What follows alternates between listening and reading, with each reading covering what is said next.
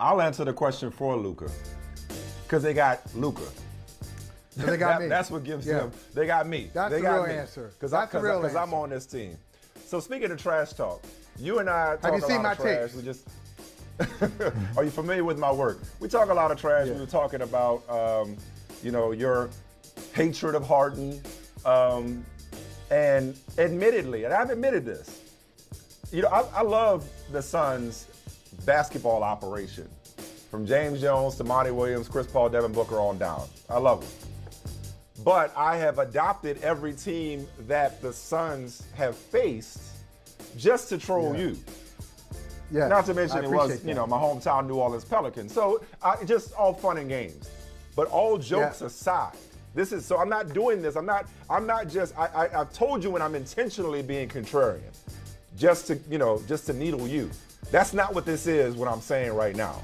All jokes aside, in all seriousness, Game 7, give me that guy. Give me that guy. Because much like the precocious, prodigious, remember when we were young? I don't know if people still say this, because now we're old, and I don't really say it like talking about it. Remember when you were young, and there's the old folks would look at a child and be like, oh, he been here before, or she been here before. Right. Like as in her spirit, like they're reincarnated, as in their spirit is passed down, like if their body is inhabited by a spirit that's lived the previous life, right? Luka Doncic been here before. Like the playoffs, for somebody to be as dominant in the playoffs as he has been from the beginning. You want to talk about bringing up old stuff? I remember when you tried to downplay at that famous COVID photo shoot that we had. That infamous COVID photo shoot of the buzzer beater he hit against the Clippers in a series they eventually lost. You were like, what's the big deal? In the bubble. Why y'all making a big deal? In the bubble, why y'all making a big deal? What was it, because game 4?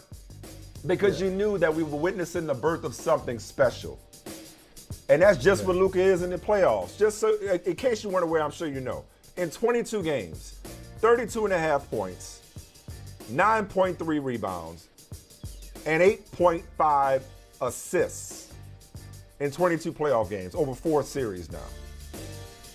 Now, that's better than anybody in history. I know it's only 22 games, but on the flip side, you can say, well, usually people don't start playing in the playoffs as if they've been here before. So give me that guy in game 7. Thank you very much. Yeah, I'm with you. Look, it's not. I'll go big picture, then I'll go specific. Look, it's not unusual for an eventual champion to go through some stuff in the first 2 rounds of the playoffs without the Moses Malone faux, or without Shaq and Kobe winning every playoff game except one during one of their championship runs. Okay, during that three-peat. Okay, it's not always dominant. Sometimes you win a championship and people, every series you have, people push you. That being said, I'm not feeling great about the Phoenix Suns right now. I'm not feeling great. Now, I think they're a better team. I do think they're a better team than the Dallas Mavericks, but the Mavericks right now got the best player in the series. Suns have the best, like overall. I like what they're doing, and I like their, as you said, I like their operation, and I like how they've just been mowing teams down all year long. But man, they have, like, they weren't really in Game 6. Like, they, lose Game 6 by a bucket, lose Game 6 by 6. It's a competitive game all the way through it. Like, Dallas controlled that entire game. They made it look easy.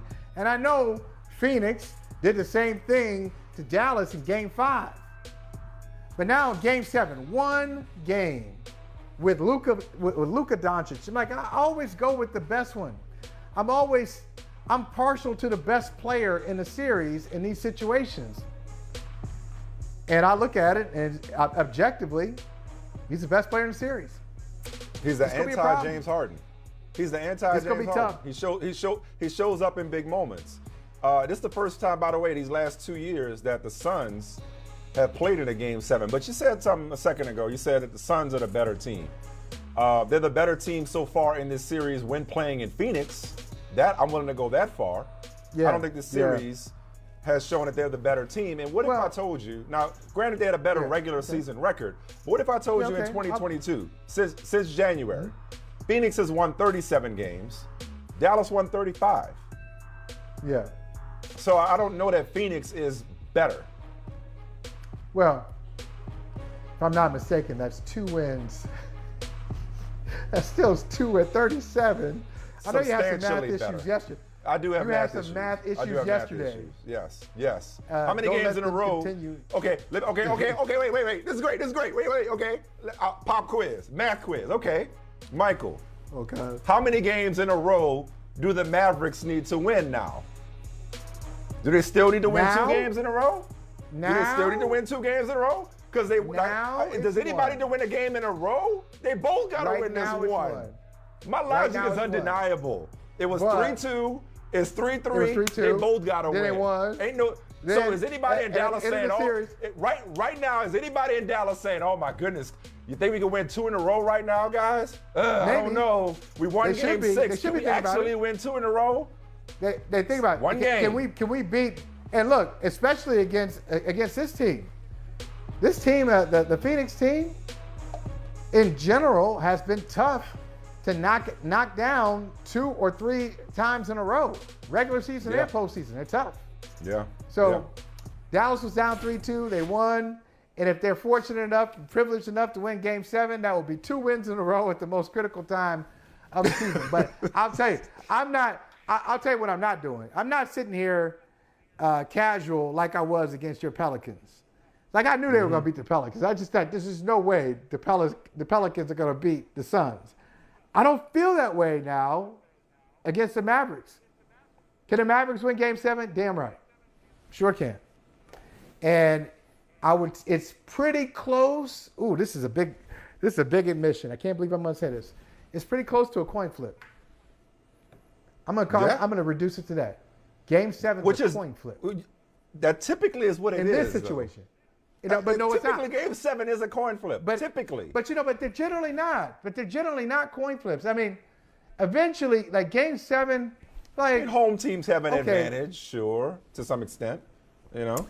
But I guess it all depends on how you view the teams. Now, it sounds like you do. If you view Dallas and Phoenix as equals, okay, it's fair.